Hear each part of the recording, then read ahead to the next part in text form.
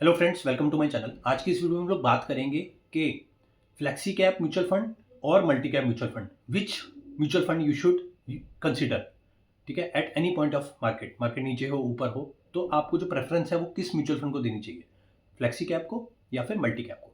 ठीक है, तो मैं आपको मोटा मोटा डिफरेंस बता देता हूँ। फ्लेक्सी कैप, जैसे कि नाम से ही आप फ्लेक्सी देख रहे हैं, उसके अंदर फ्लेक्सी वर्ड आ रहा है। फ्लेक्सी का मतलब फंड जो मैनेजर है उसके पास फ्लेक्सिबिलिटी होगी।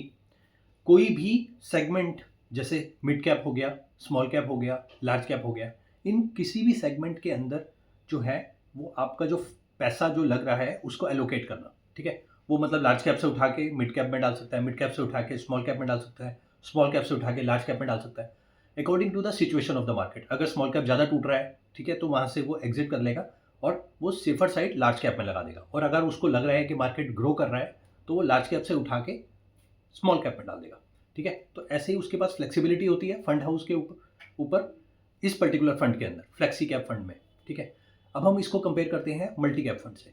मल्टी कैप फंड में क्या होता है, सेगमेंट्स डिफाइंड होते हैं, जैसे कि large cap, mid cap, small cap. और किसी भी मल्टी कैप में जो प्रोपोर्शनेट रेशो होती है वो भी डिफाइंड होती है। सपोज 33% लार्ज कैप होगा, 33% मिड कैप होगा, 33% स्मॉल कैप होगा। तो ये जो कोई भी म्यूचुअल फंड होगा उसके अंदर ऑलरेडी प्री डिफाइंड होता है। ठीक है, तो उसी सेगमेंट में ही उसको उतना पर्टिकुलर अमाउंट तो डालना ही पड़ेगा। अगर उस फंड हाउस के पास उस पर्टिकुलर फंड के लिए 100 रुपये हैं तो 100 रुपये में से 33 रुपये वो लार्ज कैप में डालेगा। शेयर्स की अदला बदली कर सकता है, but he has to stick on the large cap index only. मतलब उसी के जो शेयर्स हैं उसी को ही सेल और बाय कर सकते हैं। ऐसा नहीं है कि अपना जो स्टेक है वो मिड कैप में बढ़ा दे, 33% से 50% कर दे या 60% कर दे। ऐसा नहीं होने वाला। 33% ही has to maintain in each segment, जो भी ऑलरेडी डिफाइंड होते हैं। मतलब मैं ये नहीं कह रहा कि 33% ही होते हैं, बट जो भी डिफाइंड होता है। ठीक है, तो उस पर्टिकुलर डेफिनेशन और उस पर्टिकुलर रेशो से ऊपर नहीं जा सकता फंड हाउस, तो इसीलिए उसके पास कहीं ना कहीं रेस्ट्रिक्शन होती है। ठीक है, तो वहीं फ्लेक्सिबिलिटी का मैंने आपको बता ही दिया कि फ्लेक्सी कैप में काफ़ी अच्छी फ्लेक्सिबिलिटी है। तो मैं आपको पर्सनली रिकमेंड करूंगा कि आप जो है फ्लेक्सी कैप कंसिडर करिए as compare to multi cap. और फ्लेक्सी कैप जो फंड होता है वो काफ़ी अच्छा है।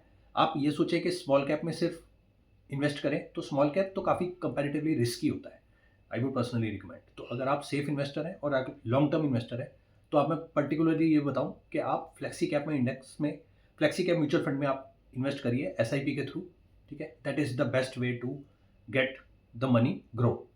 इससे रिलेटेड कोई भी डाउट हो कमेंट सेक्शन में पूछ सकते हैं। Thanks for watching this video. Bye.